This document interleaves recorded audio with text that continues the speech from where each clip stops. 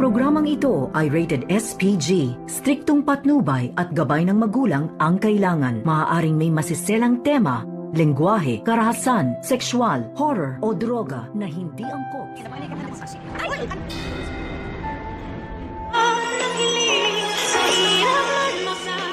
Ngayong Sabado, narito na nga ang ating pakaabangan sa episode na Abot Kamay na Pangarap.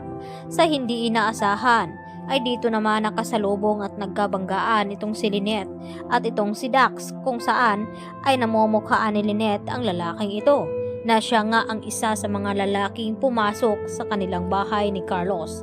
At dito naman na sinabi ni Lynette kay Diyosa na tandang-tanda niya ang mukha ng lalaki ito, at lalo nang nagsalita ang lalaki na humingi siya ng pasensya dahil hindi na daw niya nakita itong si Lynette at Diyosa.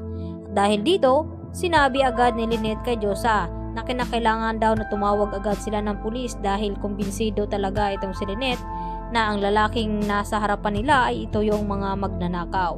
At dito naman nadali-dali din na umalis itong si Dax at pinuntahan nga itong si Nerissa, at hindi nga mapakali at tinanong ni Nerissa itong si Dax kung ano daw ang nangyari, na parang daig pa ang nakakita ng multo. At sumagot naman itong si Dax dito kay Nerissa na mas malala pa sa multo ang kanyang nakasalubong, at ito na nga si Lynette. Dahil dito, bumabalik naman sa alaala ni Lynette ang pagmumukha ng lalaking iyon hanggang sa kinalabit siya dito ni RJ, at gulat na gulat itong si Lynette, at hanggang sa napayakap itong si Lynette dito nga kay RJ dahil sa sobrang takot at trauma.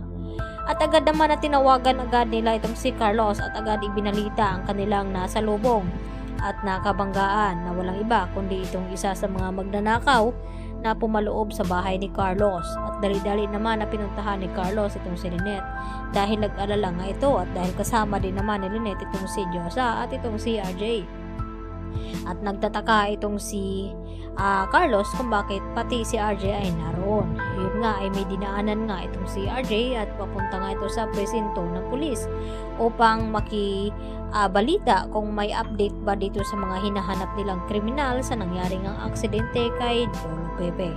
Samantala dito sa Apex, nag-uumpisa na nga ang trabaho dito ni Justin at ni Eric, at gusto naman na sorpresahin ni Giselle itong kanyang anak na si Justin at pagandahin itong kanyang opisina, at proud pa nga ito at nagbigay pa ng bulaklak dito sa kanyang anak na si Justin.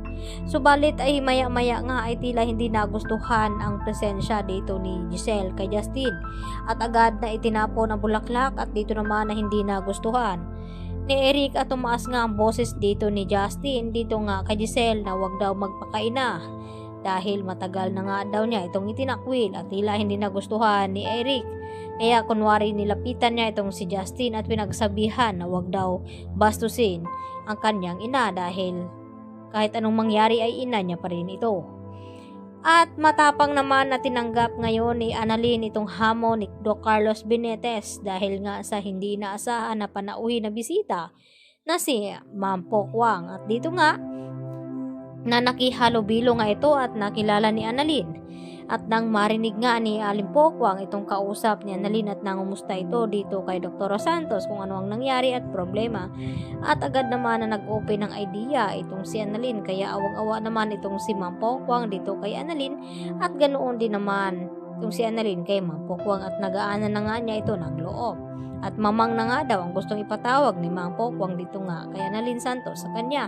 Kaya agad naman natutulungan ito ni Ma'am Pokwang itong si Annalyn upang maipanalo itong challenge na ibinigay ni Carlos Benitez sa kanya. Kaya yan naman ang ating pakatutukan bukas mga kapuso. Dito lamang yan sa Abot Kamay na Pangarap. Yan lang po, at marami pong salamat. Bye!